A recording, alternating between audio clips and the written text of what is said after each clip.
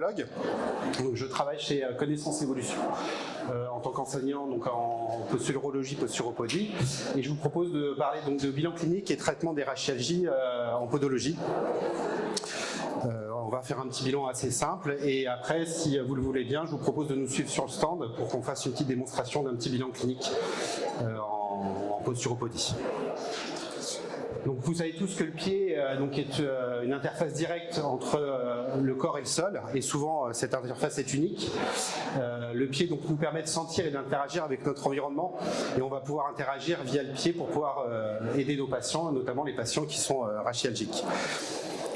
Concernant les rachialgies à la podologie, c'est quelque chose de très ancien. Déjà Breguet en 1955 en parlait dans son premier livre sur la podologie. Vous voyez, il parlait déjà de semelles trop hautes, de bascules discrètes au niveau du bassin, d'équilibre du bassin par la base.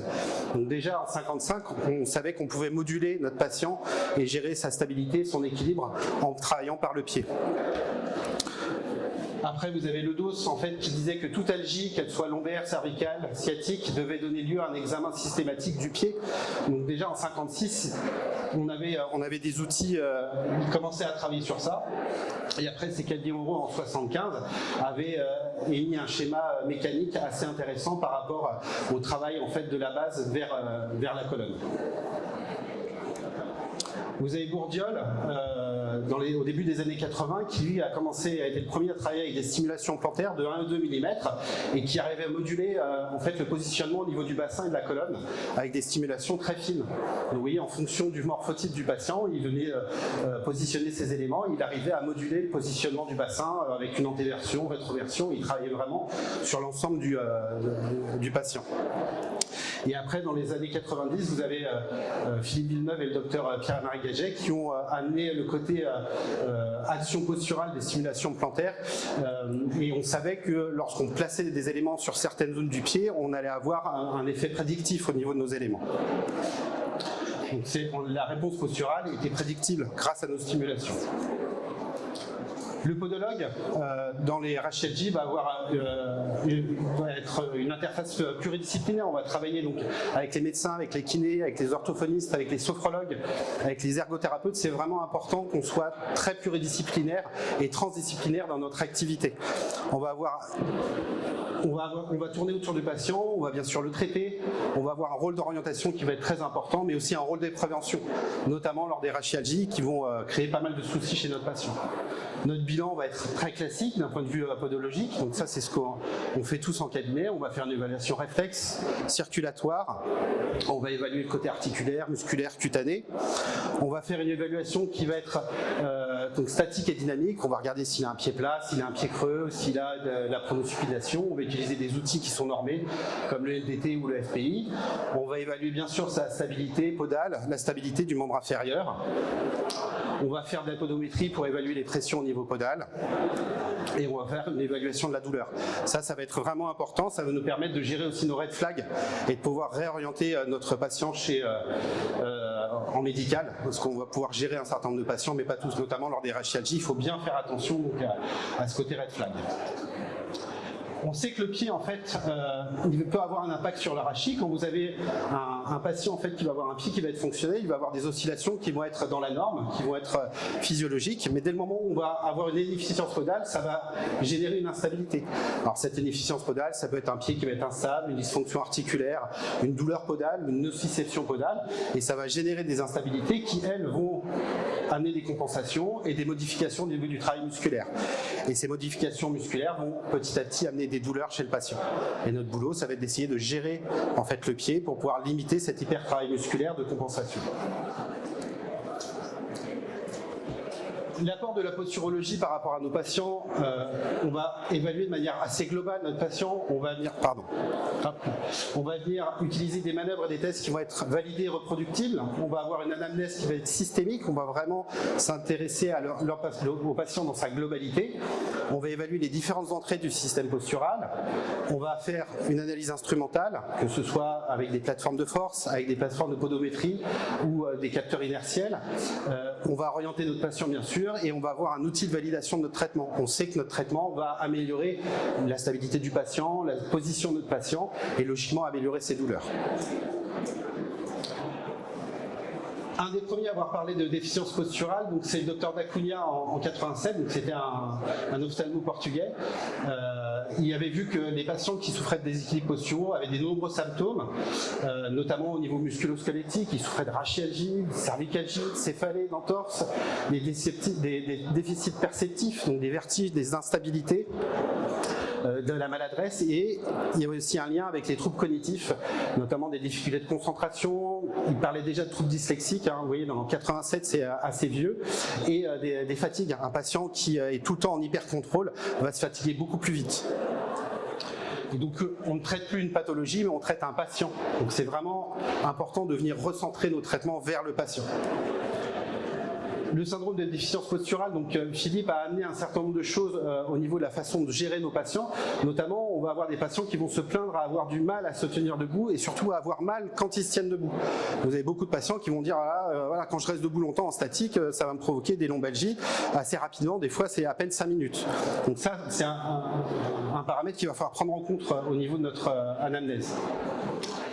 On va aussi travailler donc avec les enregistrements stabilométriques, comme je vous disais tout à l'heure, et la plupart du temps, c'est des patients qui vont être en dehors des limites de normalité. Donc ça, c'est sur les normes de l'Association française de posturologie. Lors de notre bilan clinique, on va avoir des patients qui vont présenter une asymétrie anormale au niveau de leur tonus postural, et ils vont présenter soit une hypertonie localisée ou systématisée au niveau de leur posture. Le docteur Gagen nous a amené plein de choses au niveau de notre bilan clinique, notamment la mise en évidence des asymétries du tonus postural. Ça nous a permis de comprendre en fait l'organisation posturale de notre patient par rapport à son positionnement, par rapport à son équilibre, sa stabilité et sa mobilité. Donc tout ça, on va venir le tester avec des différentes manœuvres, et on va venir identifier les différentes perturbations en fait des entrées du système. Qu'est-ce qui va amener ces dysfonctions et pourquoi notre patient est en compensation, va créer des instabilités, ce qui va générer en fait des compensations, voire des douleurs. Et on va venir valider notre traitement avec toutes ces différentes manœuvres. Donc on va venir tester en fait chez notre patient les différentes entrées, donc que ce soit le système visuel, le système vestibulaire et surtout le système somatosensoriel, donc notamment au niveau de la peau, donc la peau du pied par exemple.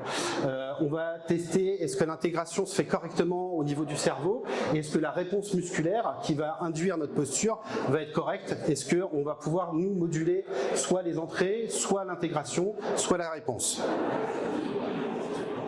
Donc au niveau de notre anamnèse, on va être très généraliste, très systémique, comme je vous disais aussi. Donc on va nous poser des questions sur l'œil, sur la bouche, est-ce qu'il y a eu des traitements dentaires, sur le pied, est-ce que, en tant que podologue, souvent les gens viennent vous voir parce qu'ils ont des problèmes de pied, des problèmes cutanés, le côté viscéral va venir jouer aussi, hein, quand quelqu'un va avoir des tensions au niveau viscéral, des problèmes digestifs, ça va moduler en fait l'équilibre du patient et son tonus postural.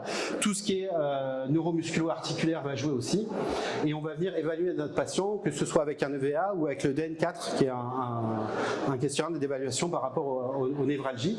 Et donc tout ça va nous permettre de comprendre un petit peu le fonctionnement de notre patient. Et vraiment les questions importantes, c'est où et quand avez-vous mal. Et ça va nous permettre aussi d'évaluer notre patient. L'évaluation du patient, c'est hyper important dans la prise en charge. On va faire un bilan morphologique positionnel. Dans quelle position se trouve-t-il, comment se retrouvent ces structures dans les 3 plans de l'espace. Par exemple, on va regarder l'axe bipulaire. Est-ce que l'axe bipulaire va être bien axé? Est-ce qu'il va être penché un petit peu? Est-ce qu'il a la tête un petit peu en arrière, une épaule plus basse? On va vérifier l'ensemble de ces structures-là. Et on va surtout faire un bilan tonique au niveau de notre patient. On va évaluer son tonus. Donc, est-ce que j'ai un déséquilibre au niveau du tonus et est-ce que ça va perturber l'organisation de mon système postural? Est-ce que j'ai une tension? Est-ce que ça va perturber les différents mouvements physiologiques, notamment au niveau de la colonne vertébrale? Donc on va utiliser un grand nombre de manœuvres et on va venir les utiliser en fonction du patient, en fonction de l'anamnèse, en fonction de la demande et en fonction des différents résultats de ces manœuvres. Donc vous avez par exemple le posturodynamique, la manœuvre de rotation de tête, la manœuvre de convergence podale, les tests de stabilité pelvio-unipodale. On va avoir vraiment un lot de manœuvres qui vont être très intéressantes à utiliser. Et une fois qu'on avait ces manœuvres et qu'on a évalué notre patient, à ce moment-là, on va venir faire un testing, on va mettre en évidence les différentes informations qui parasitent en fait le système postural de notre patient. Par exemple, ici, vous avez une manœuvre de convergence podale. On va faire une première manœuvre. On va venir, par exemple, demander au patient de mettre la tête en arrière, par exemple pour augmenter le tonus sur les chaînes antérieures. Et est-ce que ça va moduler en fait cette manœuvre de convergence? Est-ce que l'hypertonie va redevenir physiologique ou est-ce qu'on va augmenter le tonus? Donc ça va nous permettre d'évaluer quels sont les endroits qu'on va venir tester. Donc, une des manœuvres qu'on va utiliser de manière systématique chez nos patients, c'est le posturodynamique qui a été décrit en 1995. Donc c'est un test cinématique qui va se faire sur l'ensemble du rachis et sur l'appareil locomoteur inférieur, donc sur les cervicales, les thoraciques, les lombaires et sur le côté podopelvien ou pelvipédieux. Donc vous voyez, on va venir regarder comment se comporte la cinématique au niveau cervical. Ensuite, on va venir passer au niveau thoracique. Donc est-ce que je vais avoir un mouvement qui va être physiologique lorsque je fais cette manœuvre? Et ensuite, on va venir passer au côté lombaire. Donc, est-ce que je vais avoir un mouvement qui va être physiologique lorsque je fais une inclinaison au niveau du rachis? Donc là, vous voyez, c'est pas très fluide au niveau du mouvement. On peut avoir mieux. Mon fils est un peu tordu. Donc vous voyez, c'est assez simple. C'est ma fille qui a fait ça sur mon fils. Quand elle a fait ça, elle avait 9 ans. Donc c'est assez simple à utiliser. Il faut juste l'apprendre à le faire correctement. C'est des outils qui sont très simples. Ensuite, on va pouvoir utiliser donc, le test d'appui unipodal ou test de stabilité pelvien unipodal.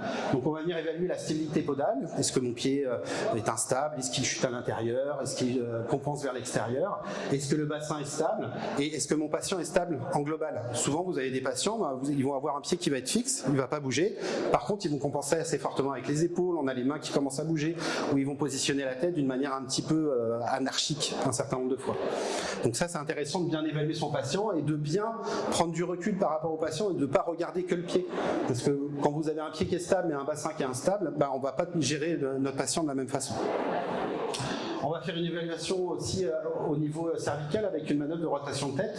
Donc ça, c'est vraiment un truc qui est très simple, qui est très parlant pour le patient et qui va nous donner beaucoup d'informations, puisque là, on va vraiment être très loin du pied, mais on va pouvoir moduler très facilement cette manœuvre-là avec des stimulations podales. On va évaluer donc l'équilibre tonique au niveau des oculomoteurs. Donc on va faire une manœuvre de convergence oculaire. Est-ce que mon patient va avoir une convergence qui va être symétrique ou pas? Et on va utiliser aussi la baguette de Maddox pour évaluer si on a une bonne synergie de fonction au niveau des oculomoteurs entre nos deux yeux. Est-ce que l'œil va intégrer l'information de la même façon des deux côtés?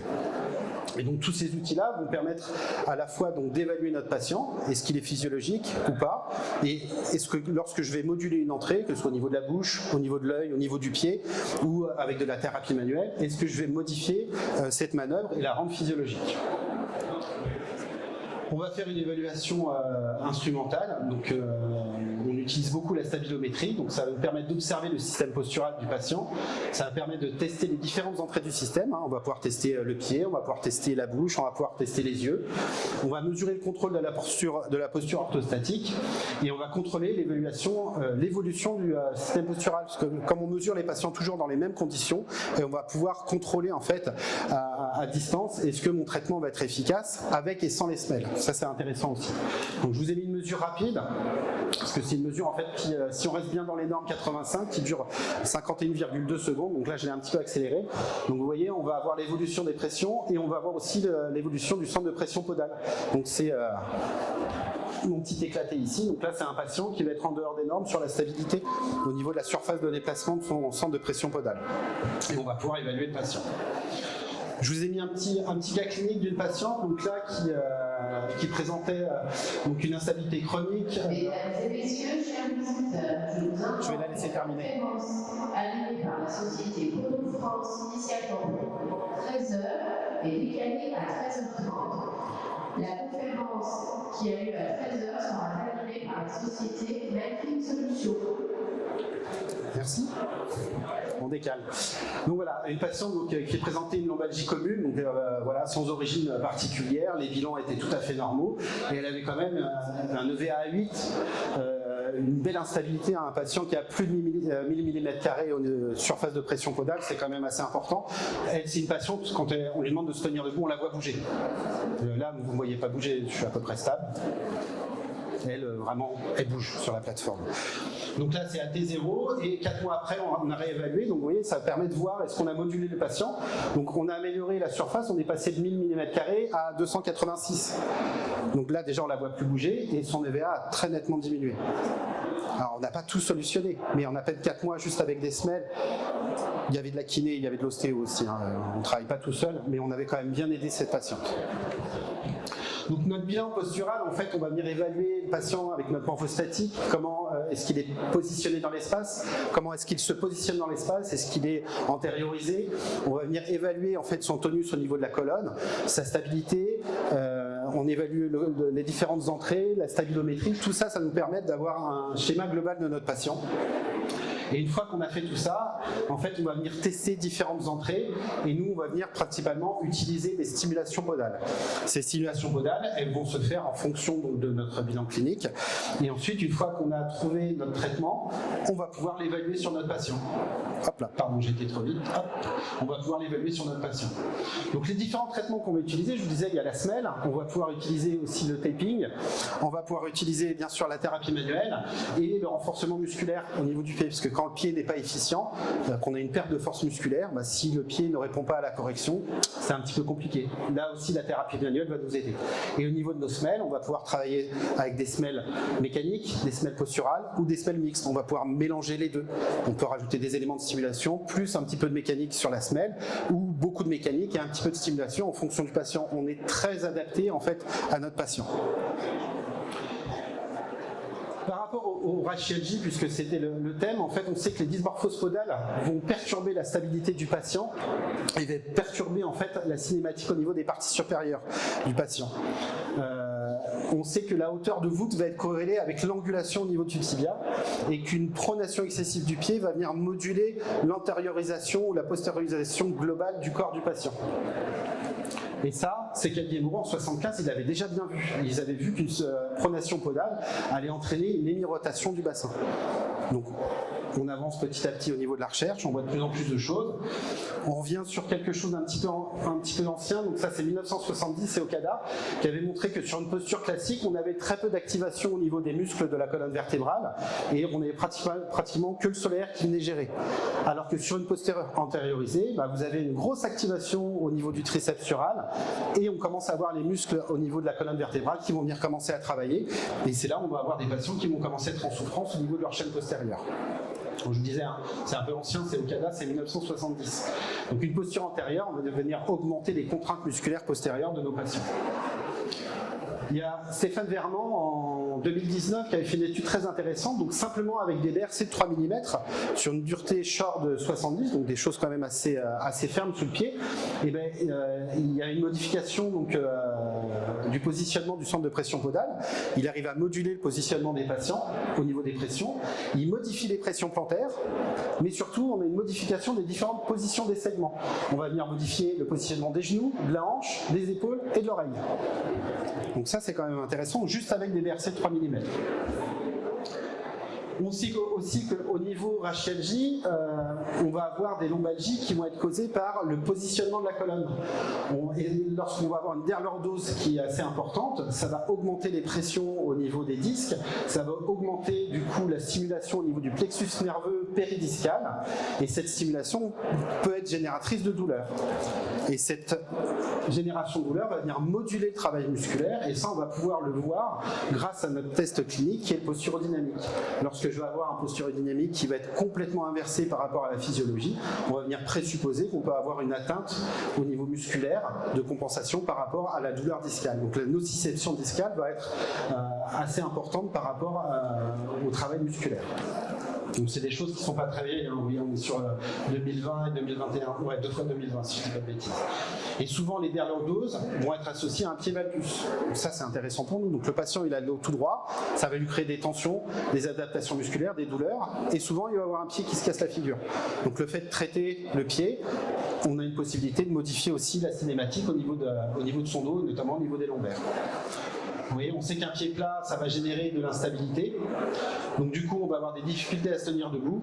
Donc du coup, ça va pouvoir générer en fait des suractivations au niveau des muscles pelviens. Une suractivation au niveau musculaire, au bout d'un moment, ça va créer des douleurs. Vous voyez, imaginez, hein, quand on n'est pas stable, il y a un bon travail musculaire qui va se faire. On sait aussi que les orthèses plantaires, donc ça c'est plus vieux, c'est Bird en 2003, vont venir modifier l'activité électromyographique au niveau des lombaires. Donc là, on sait que les semelles vont venir modifier le travail musculaire au niveau du dos. Donc c'est à nous de venir essayer de moduler au mieux en fonction de notre patient l'activité musculaire et de lui redonner un positionnement le plus confortable possible. On sait aussi que la nociception plantaire va venir jouer en fait sur l'adaptation chez notre patient. Vous voyez par exemple ici c'est une patiente qui va avoir un pied qui va variser parce qu'elle va présenter une épine irritative d'appui plantaire, donc une zone nociceptive sous son premier rayon. Et cette zone nociceptive va venir perturber le tonus musculaire au niveau de sa colonne vertébrale et va venir modifier en fait son adaptabilité et sa stabilité. Et donc on peut avoir soit des épines irritatives d'appui plantaire, mais on va avoir aussi tout ce qui est épines irritatives de frottement dorsolatéraux. Les corps, quand vous avez un corps au niveau d'un orteil que ça frotte sur la chaussure, bah forcément vous n'allez pas marcher normalement et même simplement votre statique va être perturbée. Donc ça fait partie du boulot aussi du podologue et du posturologue de venir jouer et traiter, donc soit avec un soin de pédicurie, avec une orthoplastie, on a plein d'outils qui vont permettre d'aider notre patient. En revenant sur les épines irritatives, vous voyez là, vous avez la différence d'une mesure sur quelqu'un donc seul dur qui va présenter une épine, et dès le moment où on va le mettre sur mousse, donc on va un petit peu diminuer les informations nociceptives, et on va avoir une modification importante au niveau de sa stabilité. Ça, Arnaud Foisy l'avait très bien montré en 2017 dans sa thèse. Donc le patient qui va présenter une podalgie ou une dysmorphose podale, une efficience podale, va souvent générer de l'instabilité. Cette instabilité va modifier le travail musculaire, ça va amener des hypertonies musculaires qui vont amener des adaptations posturales, du coup une nociception qui peut au départ être podale, mais qui souvent va être au niveau de la colonne vertébrale. Ça va modifier la cinétique au niveau de ce rachis et donc des douleurs au niveau du dos, au niveau du cervical, au niveau des thoraciques et au niveau des lombaires. Hop là, je vous remets ça c'était intéressant. Donc les patients atteints de lombalgie montrent souvent une grande altération du contrôle de l'équilibre. Quelqu'un qui a mal au dos, il n'est pas stable. Alors est-ce qu'il n'est pas stable parce qu'il a mal au dos ou est-ce que c'est ou l'inverse? Donc c'est à nous de le déterminer, c'est notre bilan clinique qui va nous permettre de comprendre un petit peu comment il va se modifier. Et cette altération du contrôle de l'équilibre, ça va amener un contrôle musculaire inadapté pour améliorer la stabilité. C'est-à-dire qu'il va se servir de ses muscles, mais pas correctement. Le fait d'avoir une activité musculaire inadaptée, et ben ça va générer encore plus de douleur. Donc la podalgie va amener aussi de la symétrie, ça va amener des rotations au niveau du bassin, ça va amener une hypertonie au niveau pelvien, ça va amener des déséquilibres posturaux. Donc une simple compensation d'une inégalité de longueur du membre inférieur n'améliore pas forcément la cinématique au niveau rachidien. Je vais vous montrer des petits trucs, alors des fois ça peut choquer un petit peu, mais voilà, par rapport à l'évaluation, ce qu'on a appris en tant que podo, il faut faire très attention aux images radio. Vous voyez par exemple ici, vous avez une image radio avec simplement une radio du bassin pour une lombalgie. Bah, le patient, il vient avec sa radio, on n'a que le bassin, et là on dit ah bah il y a 10 mm. 10 mm, moi à l'époque j'avais appris, paf, on met une talonnette. Sauf que quand on fait une radio complète du membre inférieur, eh ben on s'aperçoit qu'il n'y a que 2 mm. Le positionnement du patient lors de la radio, le stress lié à la radio, les douleurs vont amener des compensations et on est sur une image et souvent les rotations ne sont pas prises en compte chez les patients. Et les mesures maintenant informatiques sont de moins en moins précises à mon avis. Après, on sait que le patient, il va venir compenser de manière mécanique les différences de hauteur. Vous voyez ici, donc on a une référence avec un patient, et plus je vais monter, et dès que je vais passer en fait le côté mécanique, et je vais avoir une compensation au niveau du genou. Vous mettez 30 mm d'un côté à quelqu'un, bah, il ne va pas se pencher, hein, il va vraiment compenser. Quand on va travailler chez les patients ici, donc vous voyez, on met une surélévation d'un côté, ça va créer un angle au niveau thoracique, au niveau de la ceinture scapulaire de 3,9 mm. Et je vais augmenter de 30 mm, et là je demande au patient de vraiment bien appuyer sur les deux pieds. Et ben, ça va augmenter en fait de manière non proportionnelle au niveau des épaules. Donc il n'y a pas de relation entre la différence de hauteur réellement et les compensations au niveau rachidien. Quand est-ce qu'on doit adresser en fait au podologue ou au podologue posturologue un patient qui présente des rachialgies? Et ben, c'est quand on a des podalgies ou des dysmorphoses qui sont liées ou combinée à ces rachialgies. Lorsque je vais avoir une perturbation au niveau postural, un patient qui est trop antériorisé, un patient qui compense de manière importante au niveau segmentaire, la douleur à la station debout, ça c'est vraiment quelque chose d'hyper important. Les instabilités fonctionnelles, les patients qui chutent, les patients qui sont instables, les douleurs liées à l'effort, le côté émotionnel. Alors, ça va jouer quand même beaucoup, quelqu'un qui est déprimé, qui ne va pas bien se positionner, quelqu'un qui est stressé, ça va venir jouer aussi sur sa compensation musculaire de manière assez importante. La réduction du sens proprioceptif et l'augmentation de la douleur, le handicap fonctionnel et la peur du mouvement sont relativement liés à la perte d'équilibre. Donc il faut vraiment essayer de prendre le patient en globalité et ne pas essayer de le traiter seul. C'est pour ça qu'on doit être pluridisciplinaire et même transdisciplinaire sur notre façon d'agir. Le traitement du podologue seul ne suffit pas. Vous voyez, cette petite étude-là montrait que les semelles amélioraient considérablement les douleurs, mais l'adjonction de soins manuels vont améliorer davantage la fonction. Donc c'est important de travailler ensemble et de bien communiquer.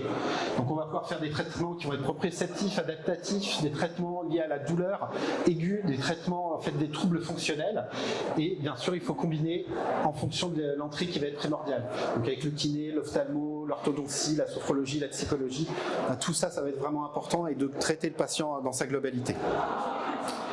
Chez qui? Chez tous les patients en fait qui vont être plutôt chroniques, chez les enfants, les adultes, la personne âgée, le sportif. On va pouvoir faire de la prévention, on va pouvoir gérer aussi le côté activité professionnelle. Les patients qui portent des chaussures de sécurité, on va vraiment pouvoir les aider. Les gens qui font des gestes répétitifs, on va pouvoir les aider aussi. On va pouvoir avoir un effet sur le sportif, à la fois au niveau de la prévention, du traitement, l'amélioration aussi de la performance, ça va jouer aussi. Et moi j'ai pas mal de musiciens, notamment vous prenez les patients qui font de la flûte traversière, ils vont avoir une posture qui est vraiment très particulière avec des douleurs liées à leur activité, et on peut les aider à avoir un petit peu plus d'adaptation et plus de capacité pour pouvoir limiter un petit peu les douleurs liées à cette activité. Le but du jeu, ça va être de redonner un bon équilibre à notre patient, soulager ses tensions et le renvoyer vers une bonne activité. J'ai essayé d'être dans les temps, on est pas mal. Je vous remercie pour votre attention. Merci.